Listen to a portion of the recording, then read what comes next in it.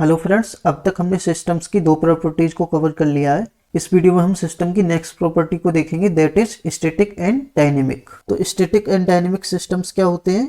Static systems are memoryless and dynamic systems with memory. तो static systems को memoryless क्यों कहा जाता है, इसको हम आगे देखेंगे। पहले हम इसको समझ लेते हैं। सपोज करिए ये कोई सिस्टम है, इसमें input x of T apply कर रहे हैं, जिसके लिए आउटपुट y ऑफ टी जो कि x ऑफ टी स्क्वायर। तो स्टैटिक सिस्टम्स हम किनको कहेंगे? A system is said to be static if present output depends only on present input। तो इसी सिस्टम को देखते हैं। y of t equals to x of t square. तो हम वन टाइम पर आउटपुट देख रहे हैं, that is y of 1 equals to, इधर इनपुट साइड में भी 1 पुट करके देखेंगे तो x of 1 square that is x of 1।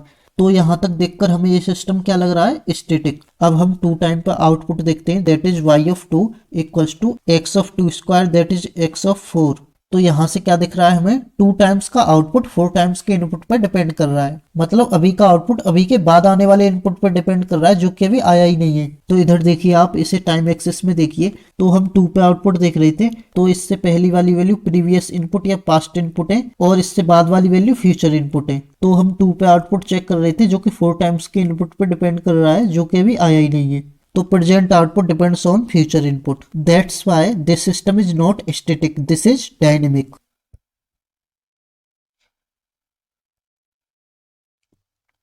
तो इस सिस्टम को हम देखते हैं, y of T equals to x square of t. इसको हम ऐसे भी लिख सकते हैं, एक्स ऑफ टी का होल स्क्वायर। तो जीरो टाइम पर आउटपुट देखते हैं, that is y of zero equals to x of zero का whole square. Minus one time पर आउटपुट देखते हैं, that is y of minus one equals to x of minus one का whole square. Two time पर output देखते हैं तो y of two equals to x of two का whole square. आप चाहें तो कोई भी वैल्यू यहाँ पे पुट करके देख सकते हैं। तो यहाँ से देख के हमें क्या पता चल रहा है? अभी का आउटपुट अभी के इनपुट पर डिपेंड कर रहा है। मतलब इसी टाइम का आउटपुट इसी टाइम के इनपुट पर डिपेंड कर रहा है। हमें प्रीवियस इनपुट को याद करने की जरूरत नहीं है। That's why this system is memory less system. आपने डिजिटल में भी देखा होगा, combinational circuit and sequential circuit में।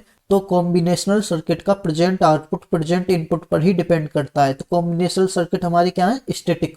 अगर हम सिक्वेंशियल सर्किट की बात करें तो वहां पे हमने फ्लिप फ्लॉप को देखा था, जो कि बाइनरी 0 और 1 को स्टोर करता है, जो कि मेमोरी का काम करती है और उसका आउटपुट प्रेजेंट इनपुट के साथ साथ प्रीवियस इनपुट पर भी डिपेंड करता है। तो सिक्वेंशियल सर्किट क्या है हमारा? डायनेमिक।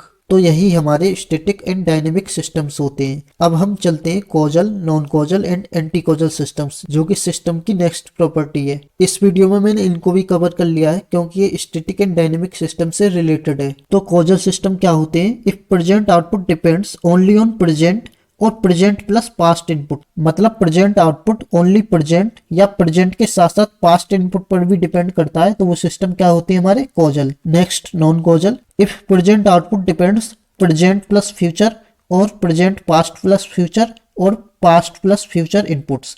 मतलब प्रेजेंट आउटपुट प्रेजेंट के साथ फ्यूचर या present plus past plus future या पास्ट प्लस फ्यूचर इनपुट पर डिपेंड करता है, तो वो सिस्टम क्या होते हैं हमारे? Non causal. यहाँ पे एक चीज नोटिस करिए, यहाँ पे कॉमन टर्म क्या आ रहा है? Future. Next, anti causal.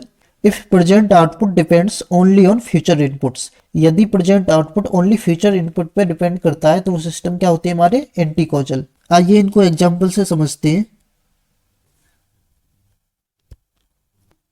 y of T equals to x square of t. तो ये सिस्टम अभी हमने पीछे देखा था, तो ये सिस्टम क्या था हमारा? Static.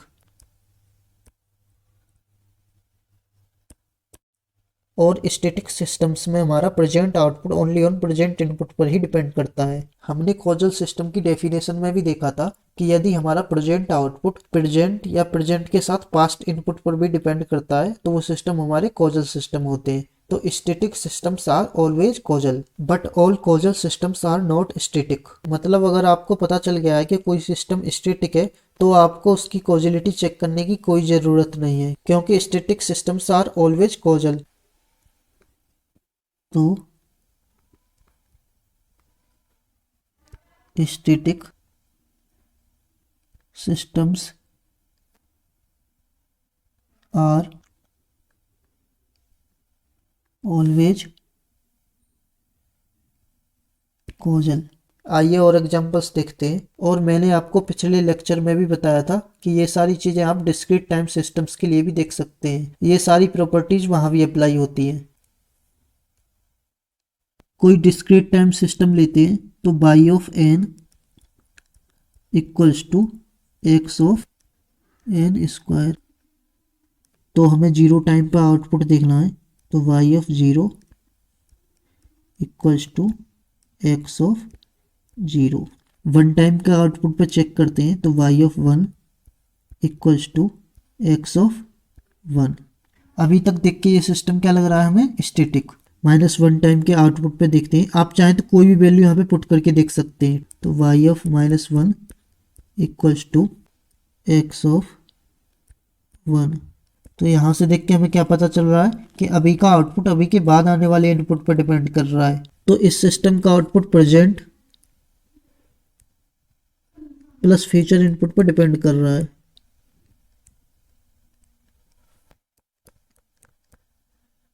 That's why this system is non-causal.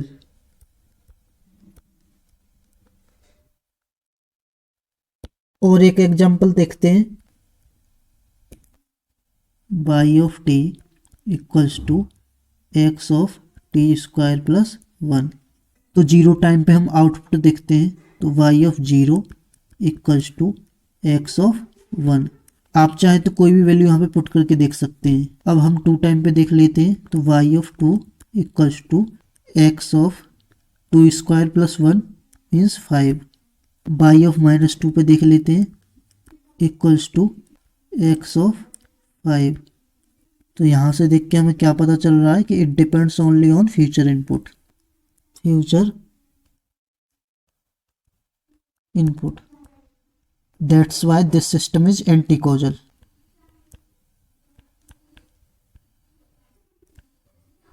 हम कॉजल और नॉन कॉजल को एक और बेसिस पे डिफाइन कर सकते हैं, that is impulse response.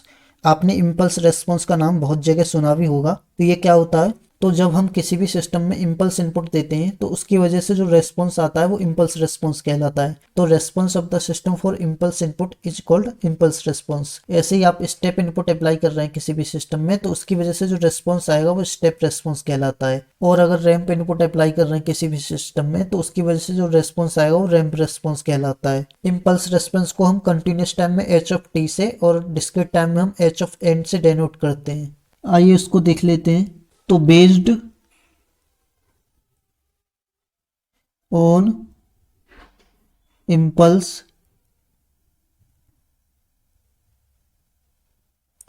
response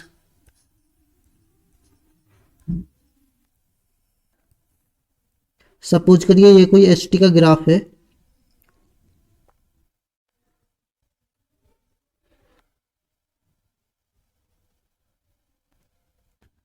H of T.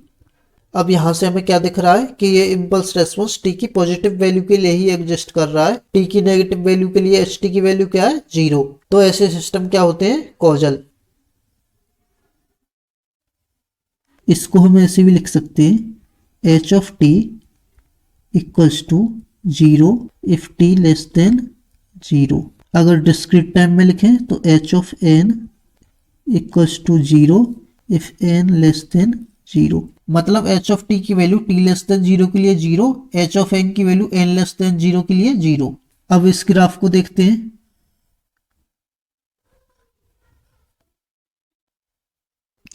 H of T, अब यहाँ पे क्या दिख रहा है कि इम्पल्स रेस्पॉन्स टी की पॉजिटिव और नेगेटिव दोनों वैल्यू के लिए एग्जिस्ट कर रहा है। तो ऐसे सिस्टम क्या होते हैं, non causal.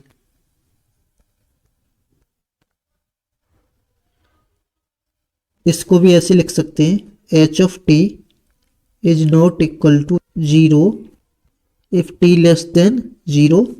H of N is not equal to zero if N less than zero. मतलब एच ऑफ टी की value T less than zero के लिए नॉन जीरो है और एच ऑफ एन की वैल्यू भी एन लेस देन जीरो के लिए नॉन जीरो है। अब लास्ट देखते हैं, एंटी कॉजल।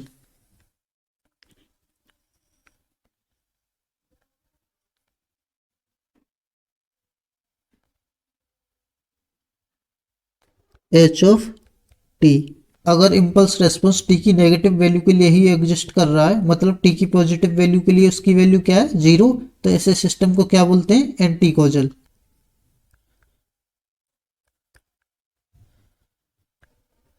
तो इसको भी डिफाइन करते हैं H of t equal to 0 if t greater than 0 और H of n equal to 0 if n greater than 0। मतलब एच ऑफ टी की वैल्यू टी ग्रेटर देन 0 के लिए 0, एच ऑफ एन की वैल्यू एन ग्रेटर देन 0 के लिए 0। आइए अब कुछ क्वेश्चंस देखते हैं। तो first y of T equals to 2 into x of t plus 3। तो इसको हमें चेक करना है कि सिस्टम कॉजल है या नॉन कॉजल। तो हम किसी भी एक वैल्यू पे आउटपुट देखते हैं। सपोज करिए हमने y ऑफ 1 पे देखा तो 2 इंटू एक्स ऑफ 1 प्लस 3। अब y ऑफ 2 पे देखते हैं तो y of 2 equals to 2 into x of 2 plus 3। तो यहाँ से देख के हमें क्या पता चल रहा है कि अभी का आउटपुट अभी के इनपुट पर ही डिपेंड कर रहा है। मतलब वन टाइम का आउटपुट वन टाइम के इनपुट पर डिपेंड कर रहा है और टू टाइम का आउटपुट टू टाइम के इनपुट पर डिपेंड कर रहा है। मतलब present output depends on present input. तो ये सिस्टम क्या है? कॉजल। नेक्स्ट क्वेश्चन देखते हैं। Y of T equals to 2 into x of t minus 2 plus 3 plus x of t. तो किसी भी वैल्यू पर आउटपुट चेक करते हैं। Suppose y of 3 equals to 2 into x of 1 plus 3 plus x of 3।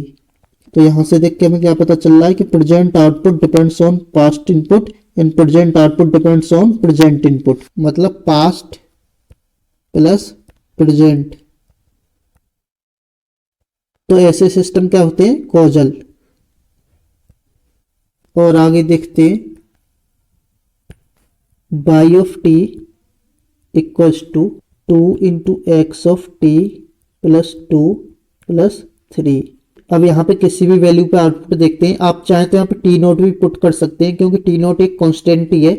तो y of t naught equals to 2 into x of t naught plus 2 plus 3। तो यहां से देख के हमें क्या पता चल रहा है कि अभी का आउटपुट अभी के बाद आने वाले इनपुट पर डिपेंड कर रहा है। मतलब ये सिस्टम किस पे डिपेंड कर रहा है? फ्यूचर इनपुट पे। मतलब present output depends on future input. तो जैसे y ऑफ 2 पे ही चेक कर लीजिए आप। तो y of 2 equals to 2 into x of 2 plus 2 4 plus 3। तो यहां से भी क्या दिख रहा है कि 2 टाइम का आउटपुट 4 टाइम के इनपुट पर डिपेंड कर रहा है। मतलब present output depends on future input. मतलब ये सिस्टम क्या है? Anti causal. अगर एग्जाम में ऑप्शन नॉन कॉजल दिया है तो इसका आंसर नॉन कॉजल हुआ क्योंकि all anti causal systems are non causal.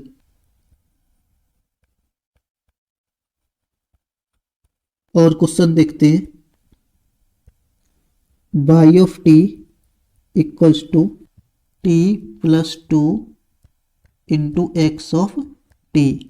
तो हमें ये सिस्टम चेक करना है कि कॉजल है, नॉन कॉजल है, एंटी कॉजल है। तो किसी भी वैल्यू पर आउटपुट चेक करते हैं। तो suppose y of 1 equals to 1 plus 2 into x of 1। आप यहाँ पे ये समझ लीजिए कि हमें आउटपुट केवल इनपुट पर ही देखना है कि वो किस तरह से डिपेंड है। इस टर्म से कोई मतलब नहीं है। तो अभी का आउटपुट अभी के इनपुट पर ही डिपेंड कर रहा है। तो present output depends on present input. तो सिस्टम क्या है हमारा? कॉजल।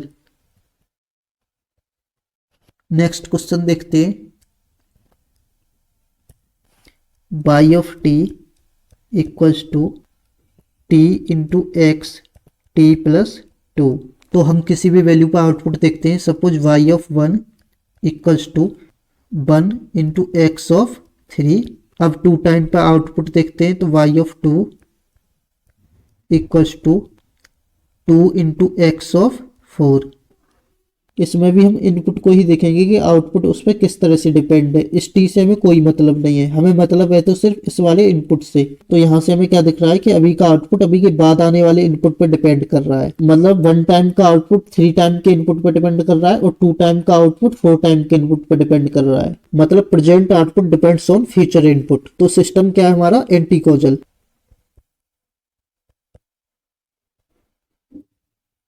और अगर एग्जाम में एंटी कॉजल ऑप्शन नहीं दिया है तो आपको किस पे टिक करना है? नॉन कॉजल पे। एक और क्वेश्चन देखते हैं। Y of T equals to x of two t. इस क्वेश्चन को देखिए आप, एग्जाम में ऐसा ही क्वेश्चन आता है और पूछता है ये सिस्टम लीनियर है, नॉन लीनियर है, टाइम वेरिएंट है, इनवेरिएंट है, या कॉजल है या नॉन कॉजल है। इसकी लीनियरिटी आप खुद से चेक करके देखना। अब आपको बताना है कि ये सिस्टम टाइम इनवेरिएंट है या वेरिएंट है। तो मैंने आपको पिछले लेक्चर में बताया था कि अगर टी में कोई भी स्केलिंग हो जाती है तो वो सिस्टम क्या हो जाता है, टाइम वेरिएंट। तो ये सिस्टम क्या हमारा, टाइम वेरिएंट।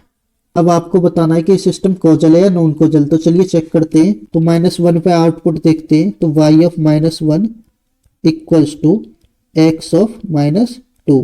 अब 1 पे आउटपुट देखते हैं। तो y of 1 equals to x of 2। अब यहां से देख के क्या पता चल रहा है आपको कि अभी का आउटपुट अभी से पहले आने वाले इनपुट पर डिपेंड कर रहा है, क्योंकि -2 -1 से पहले आएगा। और यहाँ से देख के क्या पता चल रहा है कि अभी का आउटपुट अभी के बाद आने वाले इनपुट पर डिपेंड कर रहा है। तो हमारी प्रेजेंट आउटपुट पास्ट के साथ साथ फ्यूचर इनपुट पर भी डिपेंड कर रही है। तो सिस्टम क्या है हमारा, नॉन कॉजल।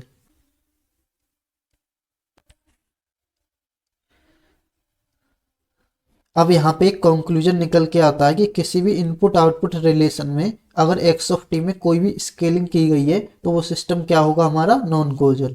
तो scaling in x of t system क्या होगा हमारा, नॉन कॉजल। तो ऐसे ही आप किसी भी सिस्टम की कॉजलिटी चेक कर सकते हैं। वीडियो अच्छा लगा हो तो लाइक करें और बहुत अच्छा लगा हो तो शेयर करें। Thank you.